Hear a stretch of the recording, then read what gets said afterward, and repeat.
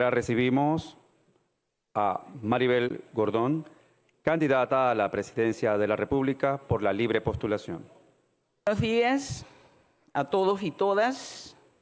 Para mí es importante compartir en el día de hoy la presentación de nuestra propuesta que hemos denominado el Plan para la Vida Digna. ¿Por qué tenemos que hablar de vida digna? Si se supone que la vida debe ser digna. Porque resulta que en este país la mayoría de los panameños y las panameñas han sido excluidos, han sido marginados, han sido pauperizados. Y eso no solo incluye a la clase obrera, sino también a las capas medias, a los micros y pequeños productores y empresarios que han sido marginados de la política pública, producto de que los gobiernos han sido escenario de la más profunda corrupción frente a un estado delincuencial donde priva la impunidad. Ese es el escenario que vive Panamá. Presento mi propuesta, una propuesta que ha sido construida a partir del escenario de los más diversos sectores sociales de este país. Quiero señalar que esta propuesta recoge los intereses de los diversos sectores sociales. Hemos conversado y recogido la propuesta de los sectores productivos. Aquí presente el agro, la agroindustria, la industria, la biotecnología, como base fundamental de nuestro proyecto. Está presente la demanda de la juventud, de las mujeres, de los afropanameños, de la población originaria, del campesinado de este país, una población que ha sido históricamente excluida, marginada. Está presente las propuestas de los sectores profesionales, las propuestas de sectores del deporte, la cultura de nuestra identidad nacional, esa que viene siendo desmantelada gobierno tras gobierno. Está presente la discusión, el análisis que hemos tenido en algunos momentos con el sector empresarial, al cual hemos llamado a construir desarrollo nacional. Porque tenemos que decir que no basta con crecer. Panamá es el país de América Latina que más crece y el segundo país con más inequidad en el continente, en América Latina. Eso hay que cambiarlo. Hemos incorporado a los sectores que están padeciendo condiciones de salud. Aquí está la propuesta de los sectores con enfermedades raras. Más de 250,000 panameños que padecen de las llamadas enfermedades raras que la política pública ha marginado y discriminado. La población con discapacidad, la población que padece enfermedades crónicas. Es decir, es una propuesta integral. No basta con hablar de una propuesta solo del carácter economicista. Tenemos que tener una visión integral. Nuestra propuesta, el Plan para la Vida Digna, presenta 5 objetivos generales, todos ellos dirigidos a garantizar desarrollo nacional y social. Nuestra propuesta plantea el uso sostenible y por eso llamamos a que hay que romper con el actual modelo. Un modelo que se sustenta en el crecimiento del Producto Interno Bruto. Nosotros hemos planteado un modelo que camine al desarrollo económico, que implica crecimiento, sí, pero bienestar humano y respeto a nuestra naturaleza. Por eso hablamos de desarrollo económico sostenible. Una propuesta que está fundamentada en 10 ejes del quehacer nacional y social. El primer eje es dirigido a plantear el tema de vida saludable. Un país no puede existir si no garantizamos la vida sostenible y sustentable, es decir, la vida saludable de los panameños y las panameñas. ¿A qué nos estamos refiriendo? Al tema de alimentación sana a precio justo. En Panamá se han acabado los controles. La población panameña en términos generales, casi 1 millón de panameños está malnutrido. La estructura de los precios de la canasta básica de alimentos supera incluso el salario mínimo. Frente a esa realidad se van connotando un conjunto de problemas, porque aquí se habla de educación al margen del tipo de alimentación que obtienen nuestros niños y niñas, si es que obtienen alimentación. De cada 4 niños de 5 años o menos, 1 está desnutrido. Y frente a la desnutrición no hay oportunidad si no resolvemos el tema. Estamos hablando de que Panamá, un país tan pequeño, no merece tener 3 canastas de alimento, porque aquí se mide la canasta de alimentos a partir de hábitos de consumo. Y todos sabemos que cuando los ingresos son bajos, disminuye la cantidad y la calidad. Esa es la que lleva el Ministerio de Economía y Finanzas.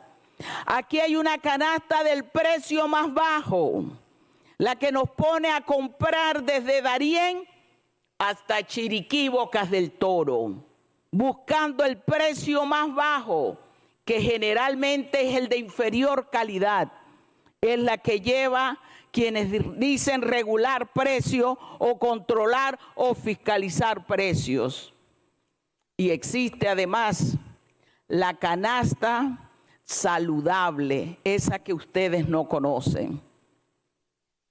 Yo no sé si han escuchado hablar de ella. Es la canasta que dice que tenemos que no basta con los requerimientos calóricos, que es necesario caminar a la nutrición. Esa es la que lleva el MINSA. No es posible que en este país me digan, un país tan pequeño, con pocos cambios climáticos, que si paso el puente de las Américas, requiero menos calorías y 10 productos menos, como se configura la canasta de hábitos de consumo. ¿De qué clase de país estamos hablando? Yo creo que hay una responsabilidad de todos y todas. Eso es lo que mide el Ministerio de Economía y Finanzas. Esa es la base para determinar las remuneraciones en este país. Es decir, la base que no es saludable. Estamos proponiendo una sola canasta. La canasta básica saludable a precio justo. Y para que haya precio justo, yo tengo que fomentar la producción de alimentos. Yo tengo que proteger y promover al productor nacional, al micro y pequeño productor de alimentos. Eso debe garantizar que tengamos seguridad y soberanía alimentaria. Pero además debo caminar a una valoración en donde en este país haya una relación directa consumidor-productor. Y eso significa algo que a muchos no les gusta. Hay que desmantelar las estructuras de comercialización y distribución de carácter monopólico y oligopólico. El monopolio y el oligopolio generan precios altos.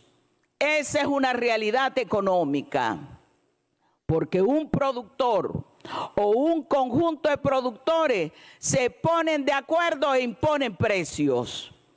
Eso le molesta a algunos, pero esa política perjudica al consumidor y al productor.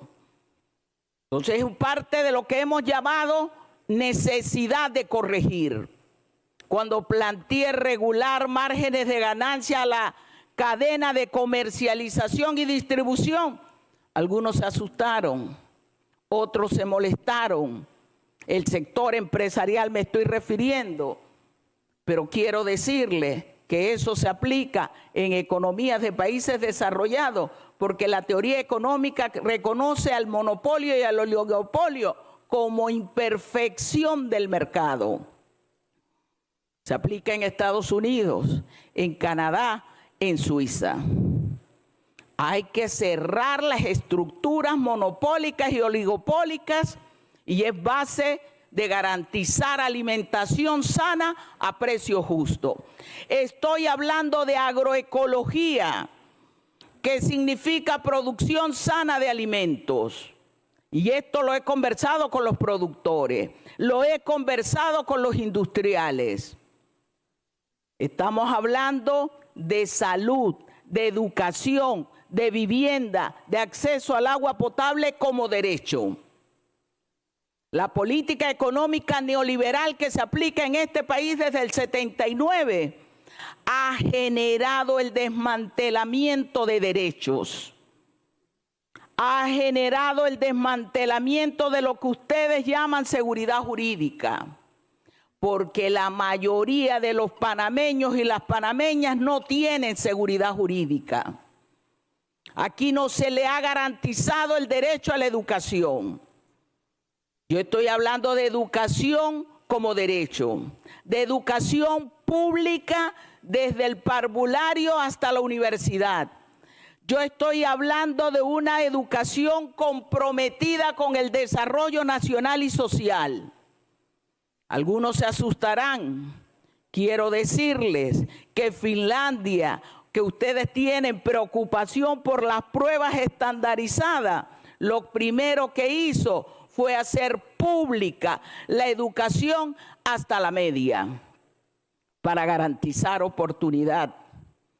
Finlandia por tercer año aparece como el país más feliz del mundo y dos bases constituyen el éxito de su felicidad: educación pública y salud pública. Eso tenemos que mirarlo. No puede haber empresa sostenible.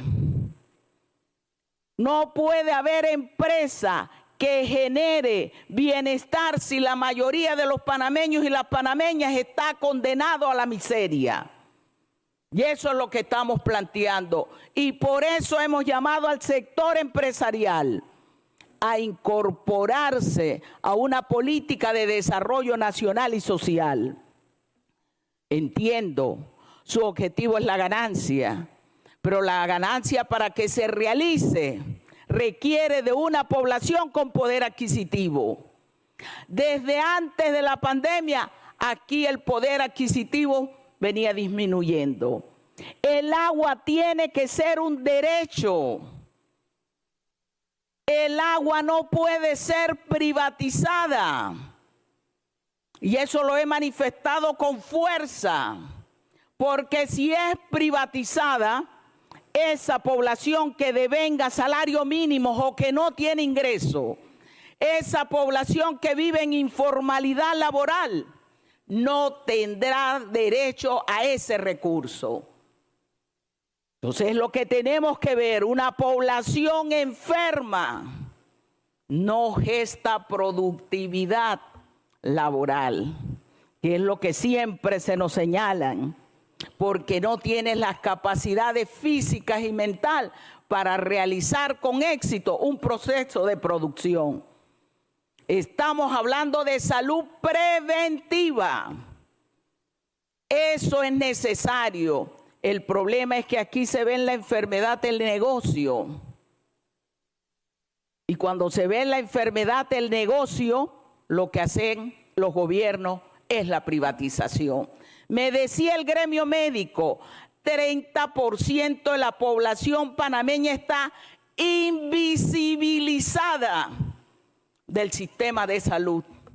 Nunca ha ido a atención médica, ¿Queremos seguir en este orden? Ese es el llamado que yo hago. La gente dice, ¿y de dónde vas a sacar los recursos? He planteado ordenamiento, transparencia, modernización, y ello implica adecentar la gestión pública. Todos los otros candidatos, sin excepción, han sido gobierno. Han sido ministros consejeros, han sido ministros, han estado en varias administraciones. Hoy parecen arrepentirse, pero el arrepentimiento real es cuando digo sí y me equivoqué. Decir no y han estado, eso es corrupción. Mentir es corrupción. ¿Qué hemos planteado nosotros? Adecentar el quehacer público. Y para adecentarlo tengo que acabar con la impunidad. Basta de estado delincuencial. Y es lo que he llamado. Y para ello hay que investigar, hay que juzgar, hay que condenar, hay que encarcelar y no país por cárcel. Porque si eso es lo que priva, la mayoría de los panameños de las áreas comarcales y rurales están presos. Nunca han salido de este país. Y hay que devolver lo robado. Esa es la base de comenzar un nuevo Estado, un Estado honesto, transparente, decente, un Estado digno. Entre ellos, y lo vieron ustedes en el último debate, se disputan quién robó más, quién estuvo en corrupción, quién ha ocupado puestos, quién nombró a quién. La excepción, Maribel Gordón Calderón. No he sido gobierno, no robo, no miento y tengo la capacidad de generar políticas públicas porque lo he hecho. Hemos presentado por diversos sectores de este país propuestas y a eso es lo que estamos llamando un Estado en desarrollo, un Estado honesto, un Estado de dignidad. Estoy planteando una nueva estructuración del presupuesto público, porque el problema es que el presupuesto se gesta en función de negocios, o mejor dicho, de negociados. Ese es el problema. Corruptos y corruptores. Tenemos que generar un presupuesto en función de un plan nacional de desarrollo nacional y social, sostenible. Y para ello he propuesto que el presupuesto tiene que asignarse en función de las prioridades nacionales. He planteado que tiene que haber un presupuesto con equidad de género. He planteado que hay que ir a recoger esos impuestos que gobierno tras gobierno endeuda este país dizque para modernizar la DGI. Y resulta que en Panamá la mayoría de los impuestos son evadidos. Y eso implica que tenemos que agarrar o tomar de otras fuentes los recursos por renta sustituta. Eso afecta el desarrollo nacional y social. La evasión es alta, la elusión es alta. Construyamos un presupuesto para el desarrollo nacional y social. Esa es mi propuesta. He planteado que este país vive una profunda crisis institucional. No es solo el legislativo, es el judicial, es el ejecutivo, es el tribunal electoral. Hay que cambiar esta estructura delincuencial. ¿Cómo resolver la profunda crisis? He planteado constituyente originaria. Y aquí cuando hablan algunos de constituyente originaria, dicen mañana te voy a consultar. Se trata de que todos los sectores participen. Estamos en una constitución militarista, una constitución que ha sido parcheada, una constitución que responde a las mayorías de este país. que estoy llamando a que por primera vez en la historia de este país, todos los sectores, y eso incluye a los sectores empresariales, sean partícipes de la construcción de esa normativa. Se trata de un nuevo Estado, un Estado que responde, un Estado que acompaña, un Estado que tiene una visión estratégica. Y en la estrategia está un elemento fundamental. Una estrategia implica la necesidad de planificación y la planificación implica la necesidad de participación. Y la participación tiene que ser en función de la toma de decisiones. Ustedes se han quejado de que a veces les imponen leyes. Imagínense al resto de la población que históricamente nos imponen las leyes. He hablado de defender los derechos y para ello este país tiene que ser democrático. Aquí hablan de perfeccionar la democracia. ¿Cuál democracia? Votar cada 5 años no es democracia. Y sobre todo en torneos que cada vez están siendo más complicados. Estamos a un mes de las elecciones y todavía no se sabe quiénes serán los candidatos a la presidencia de la República. O mejor dicho, sabe un candidato con seguridad. Maribel Gordón Calderón, Plan de la Vida Digna, estará en la papeleta del 5 de mayo. No hemos hecho alianza con ningún partido político. Mi campaña no es financiada por el financiamiento público, que tengo que decir es oneroso frente a la pobreza de este país. ¿Cómo es posible que un candidato reciba 21.7 millones de dólares? Que el otro reciba 19.5 millones de dólares para publicidad, para propaganda, y allí no estoy hablando del financiamiento privado, que condiciona, que ata, que hace que se establezcan las prioridades en función de quién financió la campaña. Ese no es el caso de Maribel Gordón. Me están mirando. Me están mirando y es uno de los problemas que tenemos. Yo creo que en estos espacios hay que presentar las propuestas. Les estoy hablando de mis propuestas. En pocos espacios se tienen estas posibilidades y eso tengo que reconocer. Estoy hablando y voy a cerrar. Este es un país que no se puede desarrollar si no fomentamos nuestra cultura, nuestra identidad. Aquí todos hablan de aprender inglés y está bien. Aprendamos inglés, aprendamos mandarín, aprendamos alemán. Las lenguas asiáticas son las que van en pujanza. No nos quedemos rezagados, pero aprendamos también nuestras lenguas originarias, nuestros idiomas originarios. ¿Queremos fomentar turismo? Eso es necesario. Nos olvidamos de eso. Dicen que porque no hablamos inglés no tenemos trabajo. Aquí no puedo preguntar lo que siempre pregunto. ¿Saben inglés? Sé que la mayoría me va a decir que sí.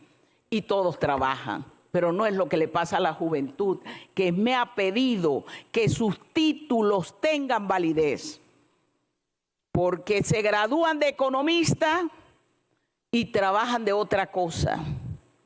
Y ellos dicen, si me gusta ser economista, tenemos que resolver el problema de la currícula sobre la base del desarrollo nacional y social. Que el que quiere ser filósofo lo sea. Que el que quiere emprender, que lo emprenda. Pero la política pública no está dirigida para favorecer a los emprendedores, a pesar de que es un término de moda. Sea emprendedor. La política pública los desplaza, los margina, los excluye. Dar un paraguas, ampimízate, una máquina de coser, no es fomentar emprendimiento. Me disculpan, soy economista y se requiere una política pública de acompañamiento en la planificación, en el otorgamiento de recursos tecnológicos, humanos, insumos, en una política donde se favorezca su emprendimiento con un mercado, el mercado de los emprendedores, del micro y pequeño empresario, es lo que los economistas llamamos mercado doméstico. Y para que el mercado doméstico funcione, tiene que haber empleo justo, vida digna. Digna es mi llamado al sector empresarial. Muchas gracias.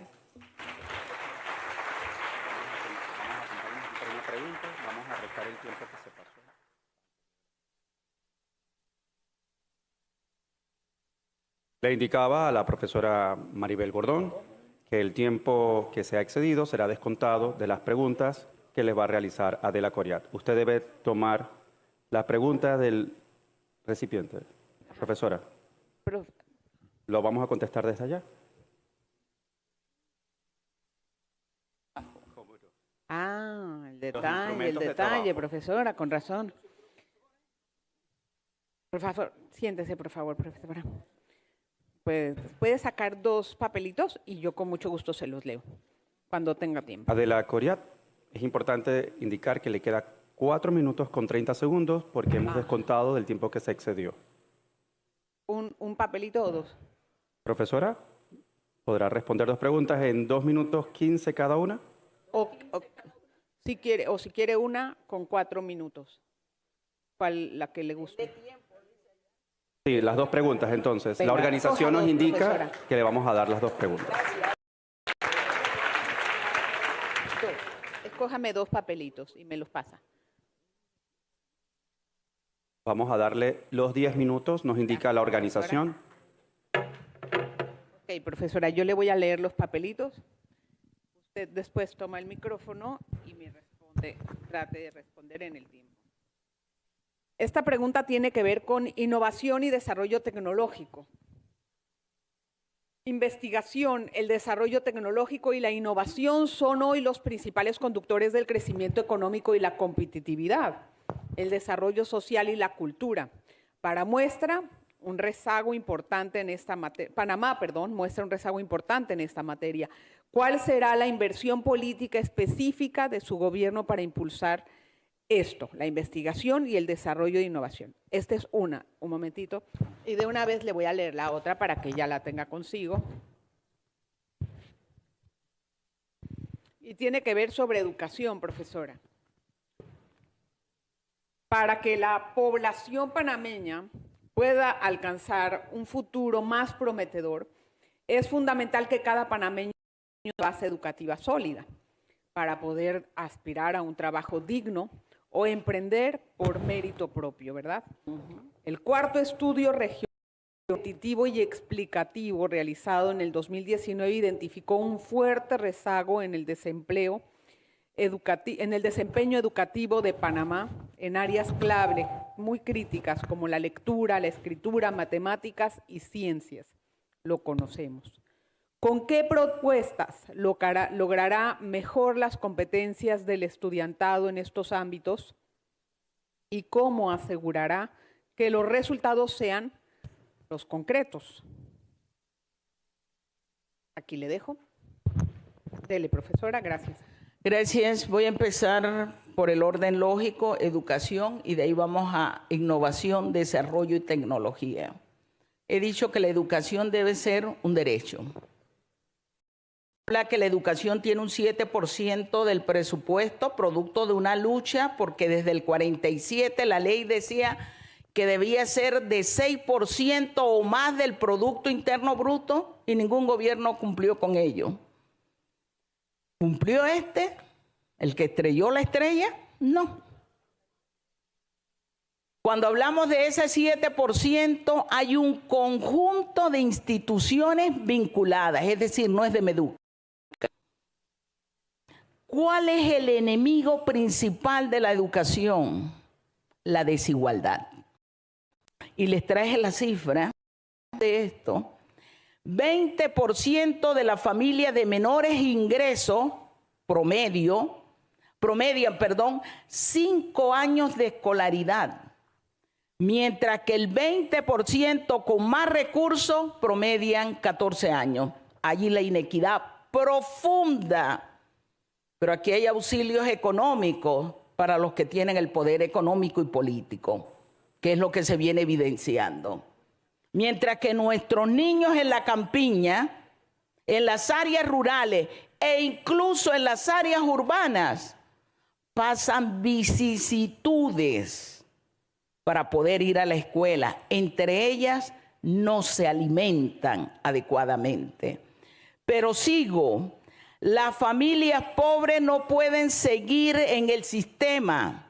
Solo el 38% de los estudiantes que ingresan a primaria se gradúan del 12º año. Se quedaron en el camino. ¿Qué hizo el Estado? ¿Qué hizo el gobierno?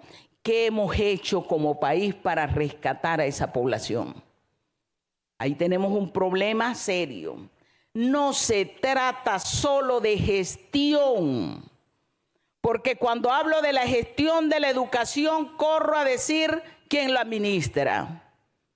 Y cuando corren a decir quién la administra, dice el Estado. Pasemos las manos privadas. ¿Vieron lo que pasó en pandemia? Lo que sigue pasando. Los sectores de capas medias regresaron a la pública. He dicho, Finlandia garantizó haciendo pública la educación.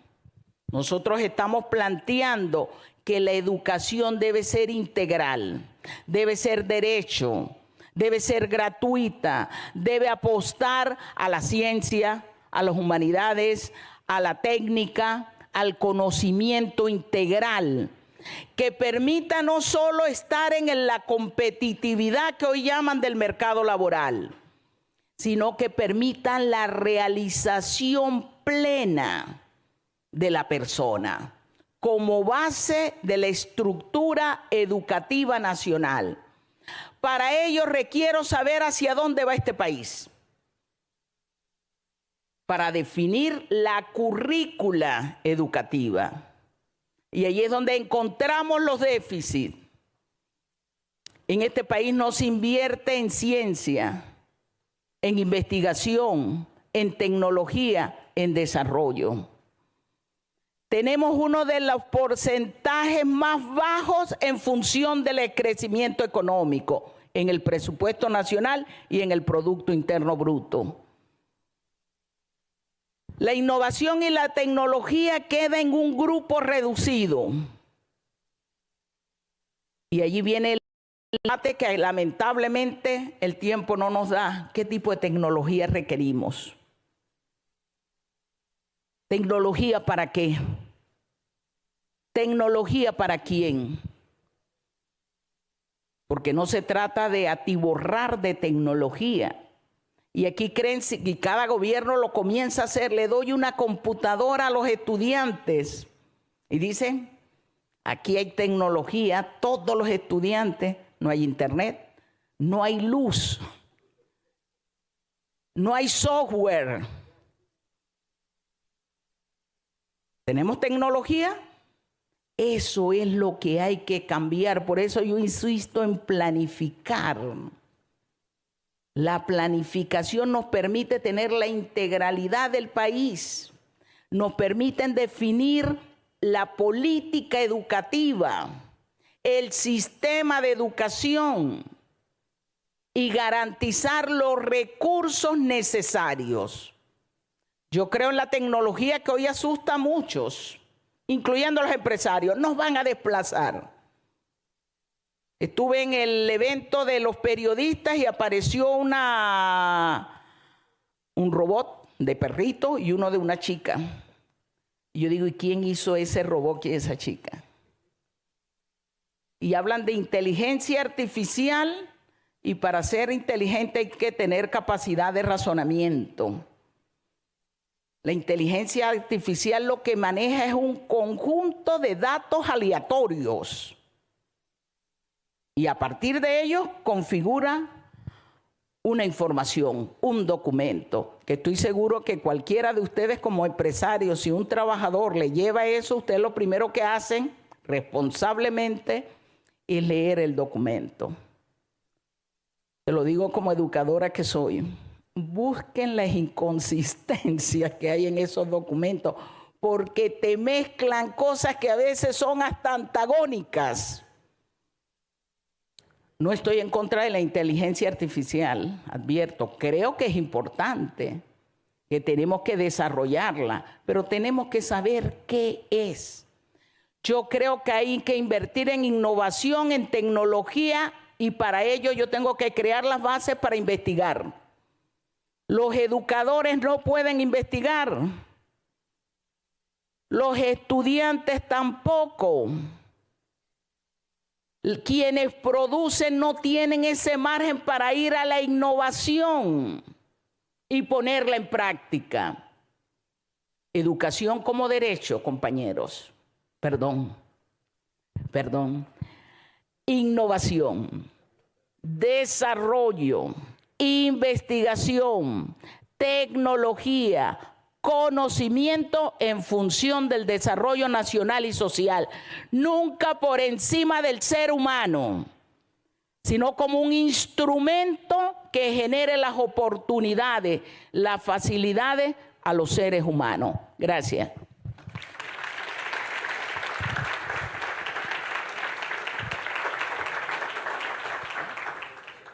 No me pasé, ¿verdad? Muchas gracias, profesora.